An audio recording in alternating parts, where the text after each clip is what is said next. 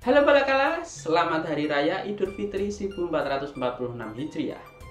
Di hari kemenangan ini, Kitab Kala akan menemani kamu dengan video yang pendek namun informatif ini. Jadi Balakala, sebulan penuh konten telusur jejak para wali telah tayang dengan pembahasan tentang sejarah para wali Songo. Nah, sebagai arkeolog indie, aku akan coba rangkum berbagai tinggalan arkeologis yang berasal dari masing-masing Sunan Wali Songo ini. Kita tahu bahwa semua sunan memiliki makam yang sampai sekarang masih ramai dikunjungi masyarakat. Karena itu, makam akan selalu masuk pada data arkeologis dan termasuk yang akan kita bahas secara singkat. Lalu, apakah mungkin ada tinggalan arkeologis selain makam?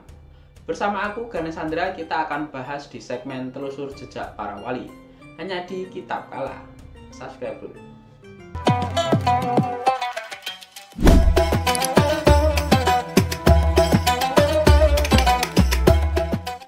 Yang pertama ada Sunan Gresik alias Maulana Malik Ibrahim, seorang wali Songo yang berasal dari luar Nusantara, namun berbagai strategi dakwahnya membawa perubahan besar dalam masyarakat Jawa kuno di saat itu. Peninggalan utama Sunan Gresik adalah makam Maulana Malik Ibrahim yang berada di Gresik, Jawa Timur. Makam ini merupakan salah satu makam Islam tertua di Indonesia. Diperkirakan dibangun pada tahun 1419 Masehi, bertepatan dengan tahun wafatnya Sunan Gresik. Batu nisannya memiliki ukiran khas Gujarat India yang menunjukkan hubungan dagang dan budaya antara Nusantara dan Timur Tengah. Lalu kedua adalah Sunan Ampel, seorang sunan dengan nama asli Raden Rahmat. Dikenal dengan nama pesantrennya bernama Ampel Denta, sebuah pesantren yang menjadi cikal bakal semua wali Songo era setelah dia, karena banyak wali Songo yang berguru di sini. Sunan Ampel dikenal dengan Masjid Sunan Ampel di Surabaya yang dibangun sekitar tahun 1421 Masehi. Masjid ini memiliki perpaduan arsitektur Jawa, Arab, dan Tiongkok dengan tiang kayu jati besar dan gapura khas Hindu-Buddha. Selain masjid, kompleks ini juga memiliki makam Sunan Ampel yang menjadi tempat ziarah. Kemudian yang ketiga ada Sunan Giri, memiliki nama asli Raden Paku atau Jaka Samudra. Kisah hidupnya waktu kecil sangatlah mirip dengan cerita Nabi Musa, yakni dia dihanyutkan ke sungai untuk menjaga keselamatannya dari seorang raja yang sedang mencari bayi penyebab wabah pada zaman itu. Dia kemudian diadopsi oleh seorang pelaut sekaligus saudagar kaya, dan bayi itu memiliki nama Jaka Samudra. Sunan Giri juga seorang pendakwah yang sekaligus seorang raja yang menentang kerajaan-kerajaan pecahan Majapahit yang tersisa untuk tidak mencampuri urusan Kedaton Sunan Giri. Kedaton ini pun konon masih ada di Bukit Giri sampai sekarang. Di Gresik kita bisa menemukan makam Sunan Giri dan komplek pesantrennya. Komplek ini memiliki gerbang berundak khas candi, mencerminkan perpaduan budaya Hindu dan Islam. Sunan Giri juga dikenal dengan permainan edukatif Islami seperti jelungan dan cublak-cublak suang. Kemudian keempat adalah Sunan Bonang. Dia memiliki nama asli Raden Maulana Magdum Ibrahim, merupakan putra dari Sunan Ampel, guru para wali Songo. Sunan Bonang dikenal dengan alat gamelan ciptaannya yakni bonang, di mana ternyata bonang sendiri tidak diambil dari nama gamelan itu, namun dari tempat atau desa dia berdakwah. Di Tuban, Jawa Timur, terdapat makam Sunan Bonang yang memiliki batu nisan dengan kaligrafi Arab dan pola geometris. Peninggalan lainnya berkaitan dengan Sunan Bonang adalah Kitab Primbon Bonang yang berisi ajaran Islam dan filsafat yang digunakan dalam dakwahnya. Lalu kelima ada Sunan Kalijaga, seorang wali Songo dengan nama asli Raden Said.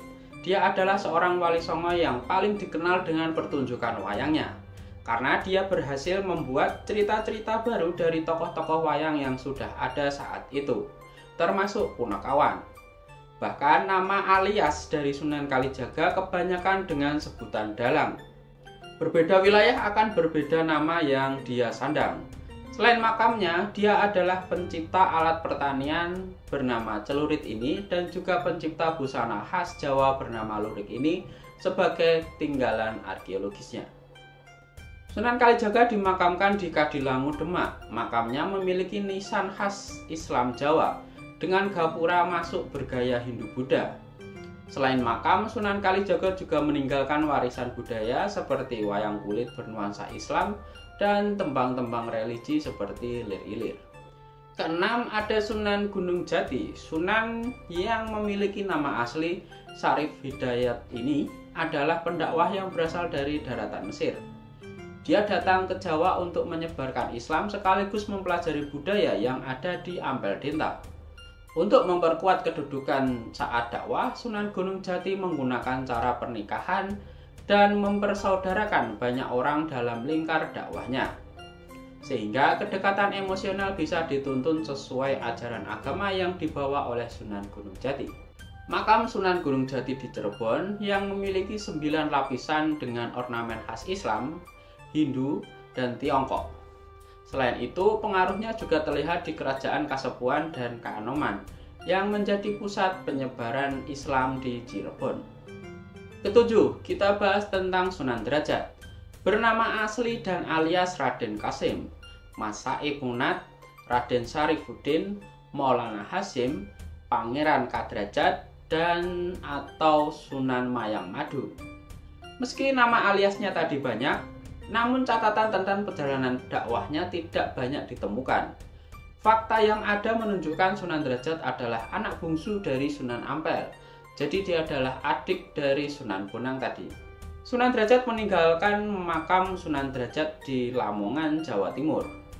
Kompleks makam ini berada di atas bukit kecil dan memiliki gapura khas Hindu Jawa. Selain itu, Sunan Derajat dikenal dengan ajaran tentang kesejahteraan sosial dan pendidikan. Lanjut ke 8, ada Sunan Kudus, memiliki nama asli Raden Ja'far Shadiq. Dia masih memiliki darah bangsawan Mesir dari garis keturunan ayahnya, yakni Sunan Ngudung. Sunan Kudus adalah orang yang mengakhiri dominasi atau sisa-sisa kerajaan Majapahit yang ada. Sehingga kerajaan corak Islam berkembang setelah kemenangan Sunan Kudus terhadap kerajaan Majapahit di kala itu. Salah satu peninggalan paling unik dari Wali Songo ini adalah Masjid Menara Kudus yang dibangun pada tahun 1549 Masehi. Masjid ini memiliki menara berbentuk candi Hindu-Buddha dari bata merah. Sunan Kudus dikenal dengan metode dakwah yang toleran, termasuk melarang penyembelihan sapi sebagai penghormatan terhadap budaya Hindu-Buddha, sehingga yang ada digantikan dengan kerbau. Oke, sebelum lanjut videonya, tolong subscribe YouTube Kitab Kala untuk yang belum subscribe, dan tolong like video ini buat yang sudah subscribe. Sip, mari lanjut videonya. Terakhir atau ke-9 ada Sunan Muria dengan nama asli Raden Prawoto. Merupakan putra atau anak dari Sunan Kalijaga.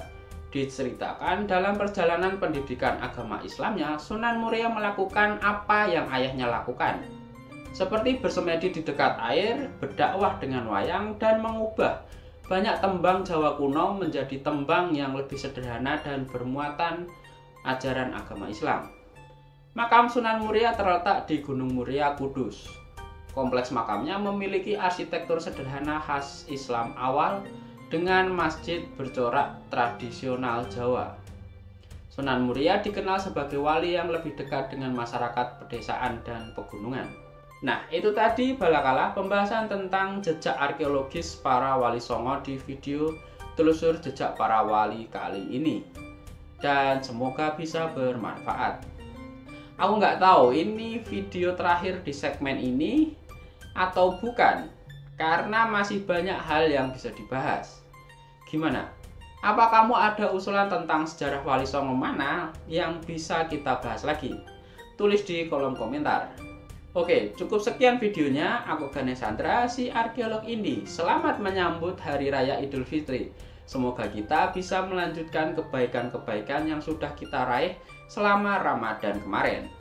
Mohon maaf lahir batin dari aku untuk balakala semuanya jika dalam konten-konten ada terdapat hal-hal yang menyinggung dalam penyampaianku.